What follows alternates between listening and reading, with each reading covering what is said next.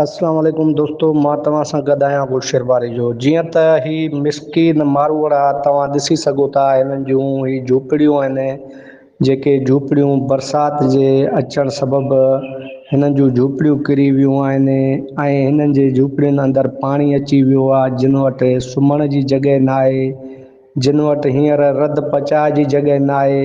ही मज़दूर तबिके जा माण्हू जेके ॾींहं जो मज़ूरी कंदा आहिनि त राति जो पंहिंजे बचनि खे खाराईंदा आहिनि। मां उन्हनि नुमाइंदनि खे अर्ज़ु कंदुसि जेके असांजे मलिर ज़िले जा नुमाइंदा आहिनि, जेके इलेक्शन दौरान हिननि मिसकिन मारूअड़नि खां वोट वठंदा आहिनि ऐं उन टाइम हथ ॿधी अर्ज़ु कंदा आहिनि त असां तव्हांजा आहियूं, तव्हां असांजा आहियो, महिरबानी कयो असांखे इलेक्शन में वोट ॾेई कामयाबु करायो त जीअं तव्हांजी असां मालिकी करे सघूं। त अॼु उन्हनि ग़रीबनि मिसकिननि मारूअड़नि जा ई घर किरी विया आहिनि, उजा किरी विया आहिनि। त इन लाइ असां मलिर जे उन्हनि चूंडियल नुमाइंदनि खे अर्ज़ु कंदासीं त ख़ुदा रा जे ही तव्हांजा पंहिंजा आहिनि त तव्हां बि हुननि खे पंहिंजो थी ॾेखारियो ऐं हिननि जी मालिकी कयो।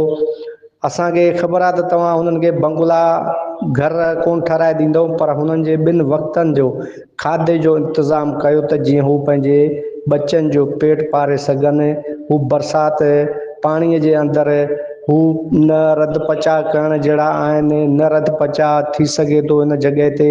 त ख़ुदा रा जेके वस वारा ॿिया बि आहिनि, जेके कारोबारी शख़्सियतूं आहिनि, उन्हनि खे बि गुज़ारिश आहे त ख़ुदा रा हिननि वटि वञो, हिननि जी मालिकी कयो, हिननि खे जेको पुॼी सघेव वञी पंहिंजे हथनि सां ॾियो त इहा तव्हांजी महिरबानी थींदी।